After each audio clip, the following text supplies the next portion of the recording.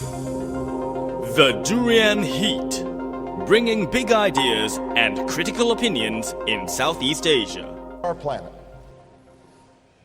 is the fact that our nations share a sense of urgency about this challenge and a growing realization that it is within our power to do something about it. Our understanding of the ways human beings disrupt the climate advances by the day. 14 of the 15 warmest years on record have occurred since the year 2000. And 2015 is on pace to be the warmest year of all. No nation, large or small, wealthy or poor, is immune to what this means.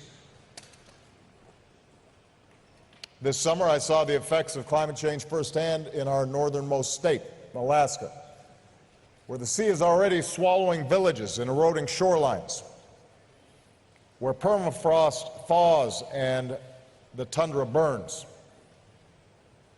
where glaciers are melting at a pace unprecedented in modern times. And it was a preview of one possible future, a glimpse of our children's fate if the climate keeps changing faster than our efforts to address it.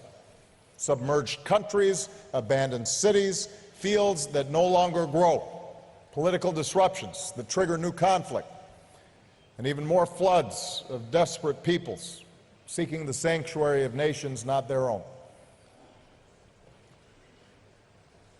That future is not one of strong economies, nor is it one where fragile states can find their footing.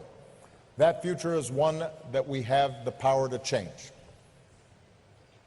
Right here, right now. But only if we rise to this moment.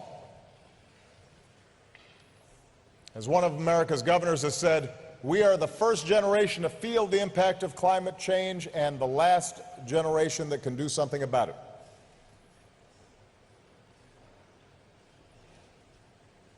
I've come here personally as the leader of the world's largest economy and the second largest emitter to say that the United States of America not only recognizes our role in creating this problem, we embrace our responsibility to do something about it.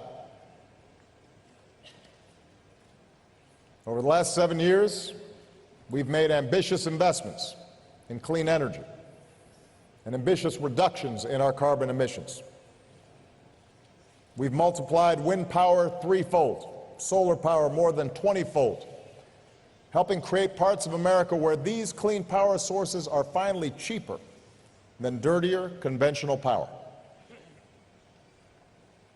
We've invested in energy efficiency in every way imaginable. We've said no to infrastructure that would pull high-carbon fossil fuels from the ground. And we've said yes to the first ever set of national standards limiting the amount of carbon pollution our power plants can release into the sky. The advances we've made have helped drive our economic output to all-time highs and drive our carbon pollution to its lowest levels in nearly 2 decades. But the good news is this is not an American trend alone. Last year, the global economy grew while global carbon emissions from burning fossil fuels stayed flat. And what this means can't be overstated. We have broken the old arguments for inaction. We've proved that strong economic growth and a safer environment no longer have to conflict with one another. They can work in concert with one another. And that should give us hope. One of the enemies that we'll be fighting at this conference is cynicism. The notion we can't do anything about climate change. Our progress should give us hope during these 2 weeks. Hope that is rooted in collective action. Earlier this month in Dubai, after years of delay, the world agreed to work together to cut the super pollutants known as HFCs. That's progress. Already, prior to Paris, more than 180 countries representing nearly 95% of global emissions have put forward their own climate targets. That is progress. For our part, America's on track to reach the emissions targets that I set 6 years ago in Copenhagen. We will reduce our carbon emissions in the range of 17% below 2005 levels by 2020. And that's why last year I set a new target. America will reduce our emissions 26 to 28% below 2005 levels within 10 years from now. So our task here in Paris is to turn these achievements into an enduring framework for human progress. Not a stopgap solution, but a long-term strategy that gives the world confidence in a low-carbon future. Here in Paris, let's secure an agreement that builds in ambition, where progress paves the way for regularly updated targets. Targets that are not set for each of us, but by each of us, taking into account the differences that each nation is facing. Here in Paris, let's agree to a strong system of transparency that gives each of us the confidence that all of us are meeting our commitments. And let's make sure that the countries who don't yet have the full capacity to report on their targets receive the support that they need. Here in Paris, let's reaffirm our commitment that resources will be there for countries willing to do their part to skip the dirty phase of development. And I recognize this will not be easy. It will take a commitment to innovation and the capital to continue driving down the cost of clean energy. And that's why this afternoon I'll join many of you to announce a historic joint effort to accelerate public and private clean energy innovation on a global scale. Here in Paris, let's also make sure that these resources flow to the countries that need help, preparing for the impact of climate change that we can no longer avoid.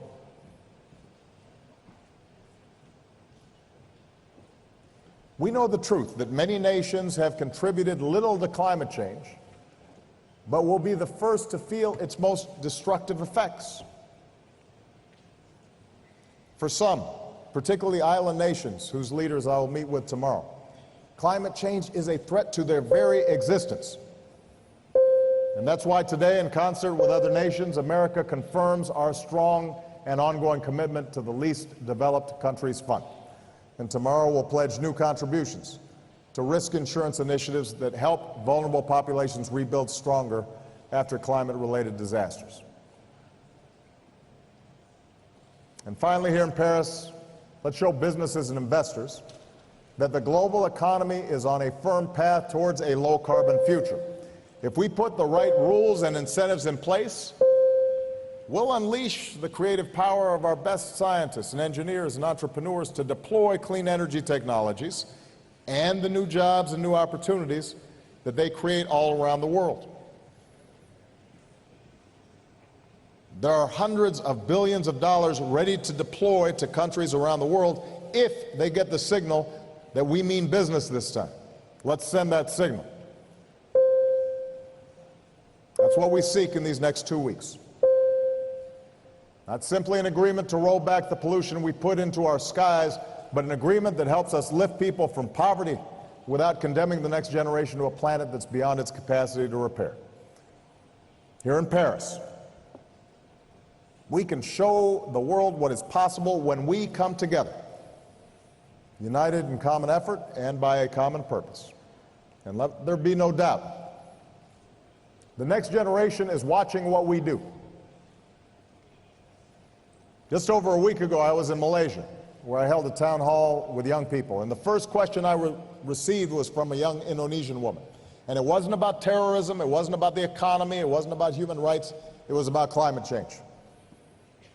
And she asked whether I was optimistic about what we can achieve here in Paris and what young people like her could do to help. I want our actions to show her that we're listening. I want our actions to be big enough to draw on the talents of all our people, men and women, rich and poor. I want to show her passionate, idealistic young generation that we care about their future. For I believe, in the words of Dr. Martin Luther King Jr., that there is such a thing as being too late. And when it comes to climate change, that hour is almost upon us. But if we act here, if we act now, if we place our own short-term interests behind the air that our young people will breathe and the food that they will eat and the water that they will drink and the hopes and dreams that sustain their lives, then we won't be too late for them.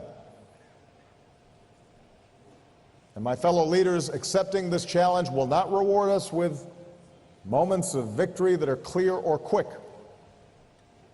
Our progress will be measured differently in the suffering that is averted and a planet that's preserved. And that's what's always made this so hard. Our generation may not even live to see the full realization of what we do here, but the knowledge that the next generation will be better off for what we do here. Can we imagine a more worthy reward than that?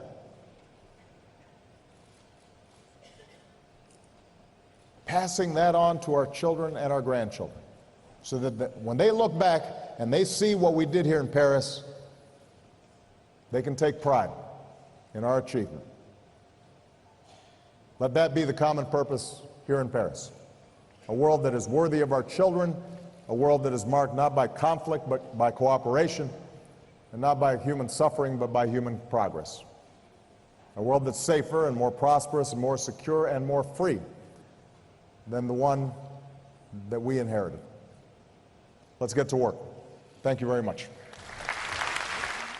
That was the full speech by US President Barack Obama, who addressed the world leaders at the United Nations Climate Change Conference, COP21, in Paris last year. Don't go anywhere. Stay tuned with us. You're listening to The Durian Heat. We'll continue our conversation with Sunita and Anthony.